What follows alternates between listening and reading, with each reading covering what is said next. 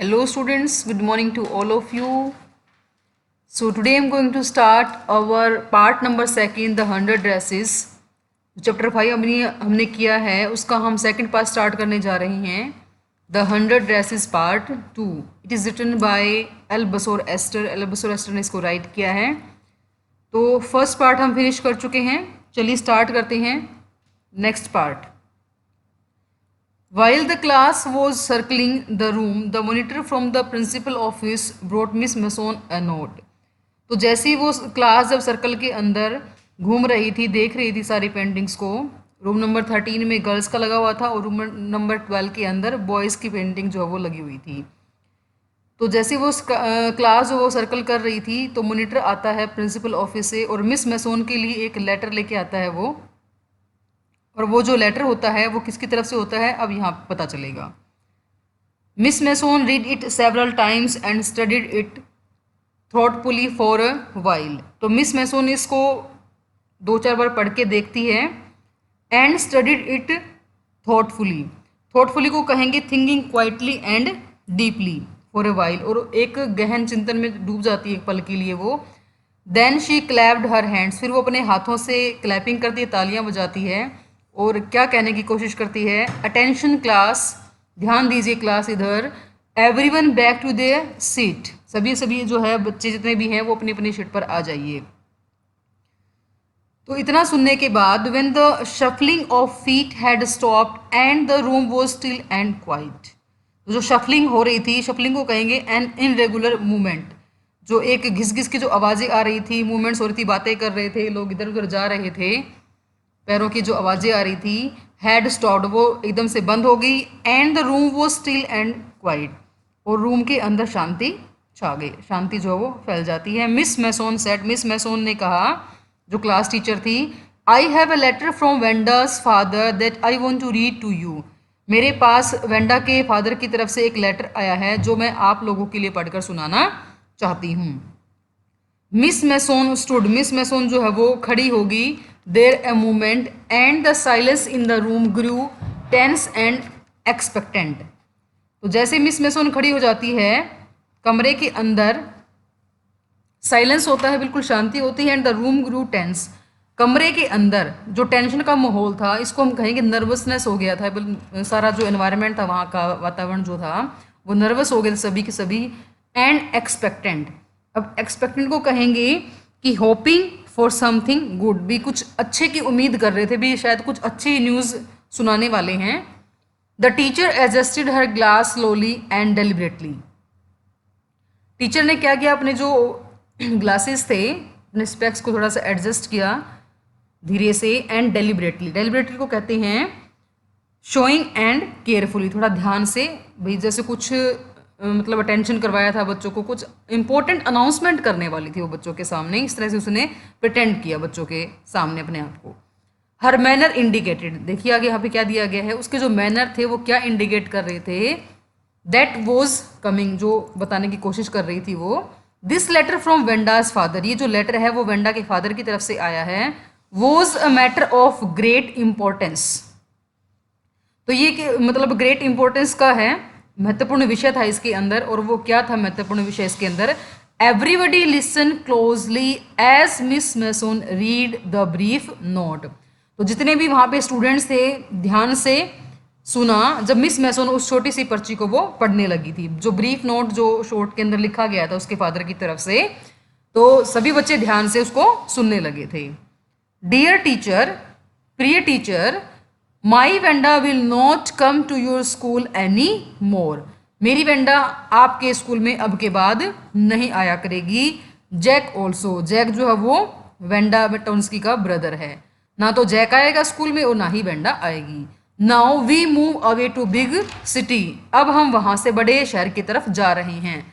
No more holler Polack, no more ask why funny name. अब holler बोला गया है ए लाउड शाउट के साथ, और पोलैक जो वर्ड यूज किया गया है insulting word use for Paul, क्योंकि वो पोलिश गर्ल थी. तो अब जो है उसको अधिक नहीं सुनना पड़ेगा, पोलक पोलक कह के उसको बुलाया जाता था. No more ask why funny name, कोई उसको इस फनी नेम के साथ नहीं बुलाएगा. Plenty of funny names in the big city, क्योंकि बड़े बड़े शहरों में तो ऐसे ऐसे नाम तो मिल ही जाते हैं, इसलिए हम यहाँ से ये जगह छोड़कर बड़े शहर की तरफ मूव कर रहे हैं। Yours truly Jan Petronski. Jan Petronski Wanda Petronski के फादर का नाम है और जैक जो है उसके ब्रदर का नाम है। तो अब यहाँ से देखिए हमें दो करेक्टर का और पता चल गया है। वेंडा पेटोंस्की के ब्रदर का नाम है जैक पेटोंस्की और उसके फादर का नाम है Jan Petronski. A deep silence met the reading of this letter. तो एक इस लेटर को पढ़ने के बाद खामोशी छा जाती है पूरी पूरी क्लासरूम के अंदर। Miss Mason took off her glasses, blew on them and wiped them on her soft white handkerchief. तो मिस मैसून ने क्या किया, अपने जो ग्लासेस थे, जो स्पेक्स था, वो उतार लिया। ब्लू, ये पास्ट ऑफ ब्लो यूज़ किया गया है यहाँ पे। Sent out air from mouth, जैसे उसने चश्मे को उतारा और एक मुंह से फूंक लगाई।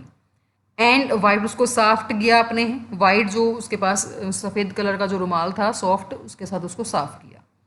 Then she put them on again and looked at the class. फिर उसने वापस से अपने जो है वो स्पेक्स अपनी आंखों पे लगा लिए और एक क्लास की तरफ नज़र भरकर देखती है। When she spoke, her voice was very low. जब उसने बोलना शुरू किया तो उसकी आवाज़ काफ़ी धीमी थी।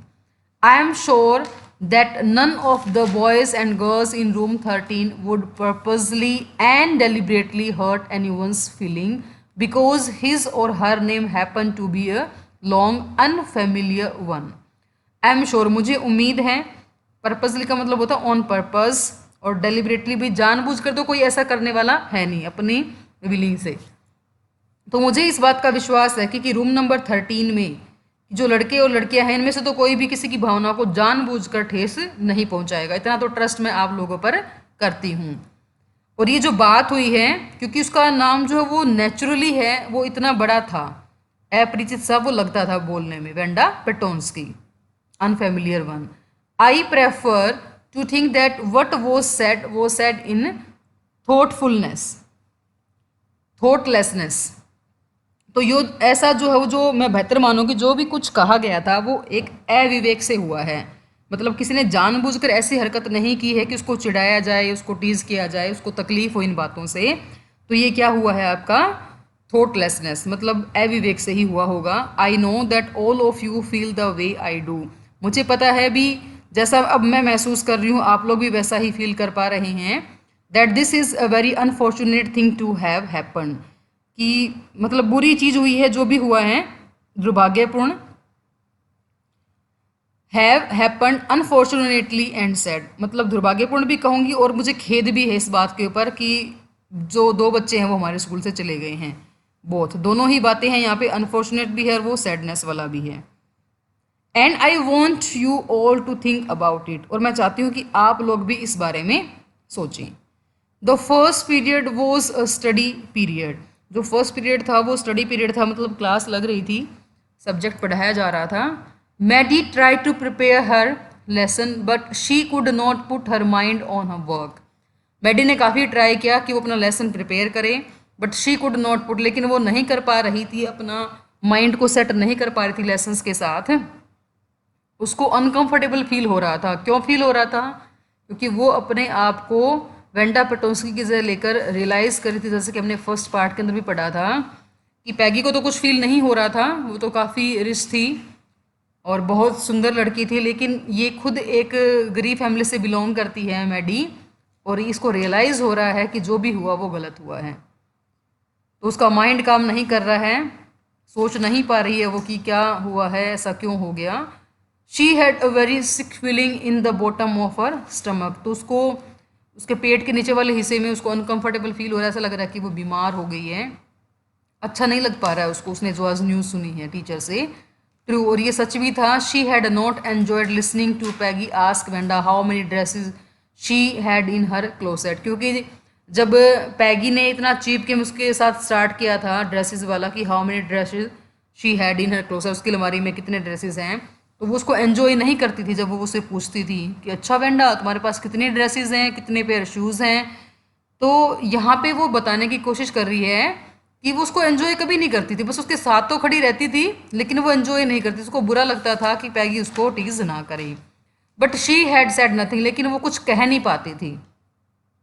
कौन नहीं कह पाती थी? ये जो स्टेंजा है इसमें कंफ्यूज नहीं होना, यहाँ पे मैडी अपने आप को रियलाइज कर रही है, लेकिन वो उसको कह नहीं पाती थी, सिर्फ उसके साथ खड़ी रहती थी लेकिन उसको एंजॉय नहीं करती थी।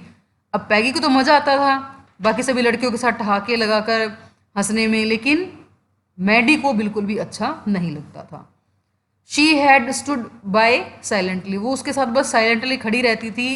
And that was just as bad as what Peggy had done, और ये उतना ही बुरा होता था जितना कि पैगी किया करती थी। अब पैगी क्या करती थी? पैगी दूसरी लड़कियों को इशारा करती, साइन देती और उसके साथ क्वेश्चनिंग करना स्टार्ट कर देती थी, और ये उतना ही बुरा था जैसा कि मैं बिल्कुल साइलेंटली अपनी फ्रेंड के साथ खड़े रहकर उसको सुनती थी। वर्स बिल्कुल बेकार, ये भी बहुत बुरी बात थी कि मैं उसका साथ देती थी, चाहे मैं सुनती ही थी लेकिन फिर भी बहुत बुरी बात है ये। She was a card, card क्या होता है? A person not having the courage, जिसके पास हिम्मत नहीं होती उसको हम कायर बोलते हैं, तो वो कायर थी। कायर वो अपने आप को ही कह रही है कि मैं कायर थी, मैं उसका सामना नहीं कर पाई, ना मैं कभी पैगी को फेस टू फेस जाकर ये बात कह पाई कि तू वेंडा को टीज करना बंद कर दे। At least Peggy hadn't considered that they were being mean, but she Maddie had thought they were doing wrong, she could put herself in Wanda's shoes. तो यहाँ पे वो यही कहती है कि कम से कम पैगी ने ऐसा सोचा ही नहीं था कि वो नीचता वाला काम कर रही है, कि वो अच्छा काम नहीं कर रही है। पैगी अपने आप को कोस रही है यहाँ पे कि ऐसा क्यों हो गया। तो Peggy hadn't consider they were being mean, मतलब छोटे लेवल का काम करना। यहाँ पे हम मीन कहेंगे नॉट जनरस, अच्छा काम नहीं कर रही थी वो। बट शी, लेकिन Maddie had thought very doing wrong, लेकिन मैडी अवश्य सोच रही थी, जरूर सोच रही थी कि वो गलत काम कर रही थी। मैडी को तो रियलाइज हो गया था लेकिन पैगी को तो कोई फर्क ही नहीं पड़ रहा था। आज भी पैगी को ये रियलाइज नहीं हो रहा है कि तेरी वजह से तूने ऐसा चीप गेम स्टार्ट किया था, शायद तू ही इसके लिए रिस्पॉन्सिबल है। तो यहाँ पे आज पैगी को रियलाइजेशन नहीं हो रहा है, लेकिन मैडी को आज भी हो रहा है that they were doing wrong, कि वो गलत कर रहे थे। She could put her self in Wanda's shoes, वो अपने आप को वेंडा की जगह रखकर महसूस कर रही थी। शूज़ मतलब उसकी जगह पर, उसके स्थान पर, place, Wanda's place. Goodness was not there anything she could do, हे ईश्वर अब कुछ ऐसा नहीं था कि जो वह कर सकती थी। मतलब तो ना तो वेंडा यहाँ पे रही है कि उसको चिढ़ाया जाए। If only she could tell Wanda she hadn't mean to hurt her feeling, तो अब यहाँ पे वो क्या करने की कोशिश कर रही, काश केवल वह वेंडा को इतना बता पाती कि उसकी जो थॉट थे, उसके जो विचार थे, उसकी भावनाओं को ठेस पहुंचाने वाले नहीं थे। वो कभी भी उसकी भावनाओं को ठेस नहीं पहुंचाना चाहती थी। She turn around and stole a glance at Peggy, अब यहाँ पे जो बोला गया है turn around and stole a glance, stole a glance को हम कहेंगे सो सीक्रेटली, चोरी से किसी की तरफ नज़र भरकर देखना। उसने क्या किया, वो घूम गई और एक हल्की सी चोरी भरी नज़र से उसकी तरफ, पैगी की तरफ देखा। But Peggy did not look up, लेकिन पैगी तो अपने काम में बिजी थी, उसने गर्दन उठाकर नहीं देखा। She seem to be studying hard, वो अपने ही मतलब स्टडी करने में, अपने ही पढ़ने में बिजी थी। वेल वेदर पैगी फेल्ट बैडली और नॉट, चलो जैसा भी है, चाहे पैगी को फील हो, अच्छा लगे या बुरा लगे, शी मैडी, लेकिन मैडी वो अपने आप को ही कह रही है कि मैडी को तो अब कुछ करना ही होगा, हैड टू डू समथिंग, वो कुछ करना चाहती थी। She had to find Wanda Petronski, उसको वेंडा पेटोंस्की को ढूंढना था। अब चाहे पैगी को जैसा भी लग रहा हो, लेकिन अब मैंने तो सोच लिया है कि मैं अब वेंडा पेटोंस्की को ढूंढ कर रहूंगी। वेंडा पेटोंस्की को ढूंढना चाहिए, अब मैं उसको ढूंढ कर रहूंगी। मे बी मतलब परहैप्स यहाँ पे इसलिए यूज़ किया गया, perhaps she had not yet moved away, शायद वो अब यहाँ से अभी तक गई नहीं होगी, अभी मूव नहीं करके किया होगा उसने, वो यहीं अपने घर में ही होगी। May be Peggy would climb the Heights with her, और हो सकता है कि पैगी भी मेरे साथ चले, बोगिन हाइट्स की तरफ रहती थी, वो भी वहाँ पर चढ़कर जाएगी मेरे साथ। वो सिर्फ सोच रही है, उसने अभी ना तो पैगी से बात की है, वो अपने आप ही बातें बता रही है, अपने आप को रियलाइज़ कर रही है और ये सोच रही है कि पैगी भी मेरे साथ चले। And they would tell Wanda she had won the contest, और वो उसको बता रहे होंगे कि तुम कॉन्टेस्ट जीत चुकी हो, तुम गर्ल्स के अंदर विनर रही और गोल्ड मेडल तुम्हें मिला है। That they thought she was smart and the 100 dresses were beautiful, और वो उसको बताना चाहती थी कि तुमने कितना स्मार्टली तुम आंसर देती थी और तुमने कितनी सुंदर ड्रेसेस बनाई हैं। तो मैं जानना चाहती थी, उससे मिलना चाहती थी फेस टू फेस, उसको बताना चाहती थी तुम कितनी समझदार थी और तुमने 100 ड्रेसेस कितनी ब्यूटीफुली डिज़ाइन की थी और तुमने गोल्ड मेडल जीत लिया है। तो मैं उसके पास जाना चाहती हूँ, उसको ढूंढना चाहती हूँ और शायद पैगी भी मेरे साथ जाए बोगिन हाइट्स की तरफ उसको ढूंढने के लिए। सो माय डियर स्टूडेंट्स, ये था इसका पार्ट 2 का फर्स्ट पार्ट। तो ओरल कॉम्प्रिहेंशन चेक के क्वेश्चन देख लेते हैं। क्वेश्चन पूछे गए हैं यहाँ पे, चलिए 4 क्वेश्चन दिए गए हैं। फर्स्ट क्वेश्चन देखते हैं, व्हाट डिड मिस्टर पेटोंस्की लेटर से। जो मिस्टर पेटोंस्की थे, मतलब जो उसके फादर का नाम था जैन पेटोंस्की, क्या कहा गया था लेटर के अंदर। तो आपको कैसे आंसर देना है कि he wrote in his letter that neither Wanda nor Jack, ना तो वेंडा और ना ही Jack would come to their school any more, कि उनके स्कूल में अब वो नहीं आएंगे। He said that they would no more want to be called Polack, अब वो ज़्यादा पोलैक पोलैक नहीं कहलवा पाएंगे, अब वो यहाँ से मूव कर कर जा रहे हैं। They were moving to the big city where there would be plenty of people with funny names like theirs. तो बड़े बड़े शहरों में तो ऐसे अजीबोगरीब नाम तो मिले जाते हैं, इसलिए अब हमें और ज़्यादा पोलक पोलक यहाँ पे नहीं सुनना, उनको चिढ़ाया जाता था उनके नाम के साथ, तो हम मूव कर कर जा रहे हैं। So they were moving to the big city. जो लेटर के अंदर हमने पढ़ा था, आपने पीछे स्टेंजर देखा था, उसी में से लाइनें उठानी है और आपने आंसर देना है। सेकंड क्वेश्चन देखिए क्या कहा गया है, is Miss Mason angry with the class और is she unhappy and upset. क्या वो क्लास पर गुस्सा हुई थी या फिर वो नाखुश थी, अपसेट थी, परेशान हो गई थी। आंसर दीजिए।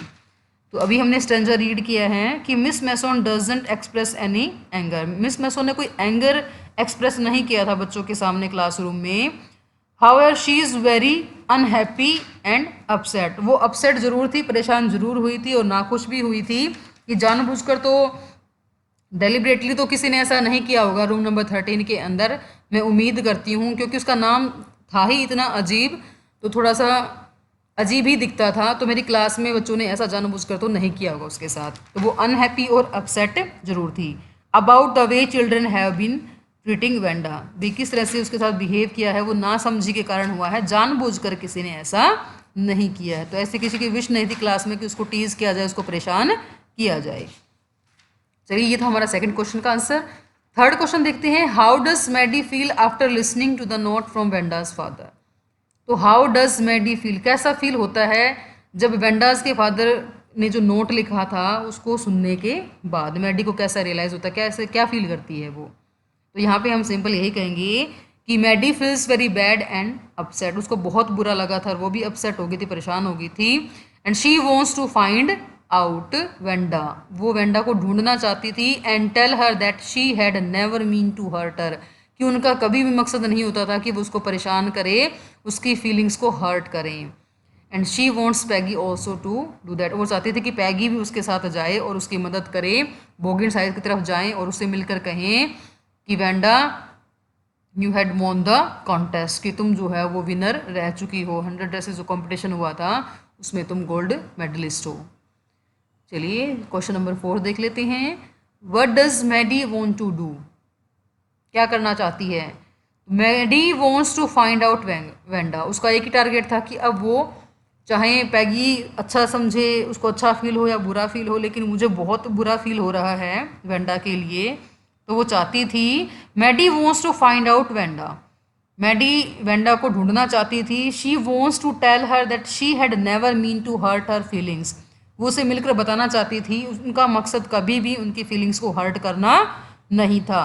She also wants to tell Wanda that she has won the contest, कि वो कॉन्टेस्ट को जीत चुकी है। And that her 100 dresses were beautiful, और उसने जो 100 ड्रेसेस के बारे में बताया करती थी वो कितनी समझदार थी। That she was very smart and the 100 dresses were beautiful. देखिए यहाँ पे हमने लास्ट स्टेंजे में अभी रीड किया था, had won the contest that they thought that she was smart and the 100 dresses were beautiful. तो इसी स्टेंजे में से आपने जो हमने रीड किया है चारों क्वेश्चन का आंसर ढूंढना है और इनको अच्छे से लर्न करना है। आई होप गाइज आपको ये अच्छे से समझ में आ गया होगा। मिलते हैं नेक्स्ट वीडियो में अपने नेक्स्ट पार्ट के साथ। Till then stay happy, God bless you.